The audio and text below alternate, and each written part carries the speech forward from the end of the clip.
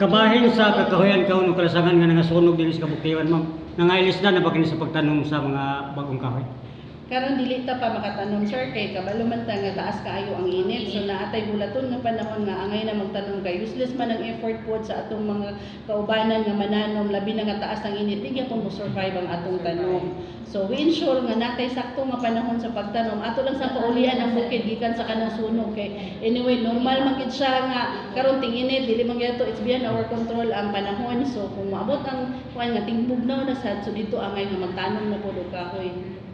So kana siya. Dugang pangutana ma'am, kining mga kahoy nga gisunog gawon tinuyuan ba kini o kusang nga sunog lang pinayo nga dili sa katawan? Dili pod ta makaingon sir kung tinuyuan or normal kay wala man kita mismo sa area.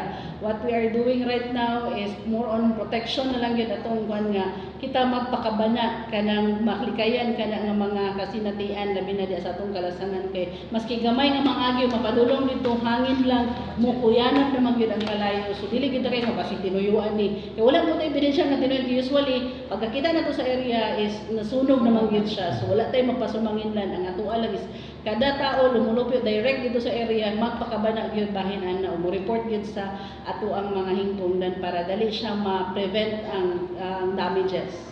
Kabay sa pagpalong sa kalayo ma'am, nabay mga kaguliong fire crew o ang mga tao lamang sa kabuktiwan na nagpalong ninyo? Naatay mga assigned personnel ana sir, labi na po ang ato ang provincial government dari sa Bukidnon, labi na dari sa Benro, sila nga itong isa sa mga forest fighter, labi na kay mga 3 park kasagaran karon ng mga damage. Sige ma'am, daghang kayong salamat sa imong mga pagtubag sa among mga pangutana. Ako dito si John Biltuan, Kabandilyo sa DXG.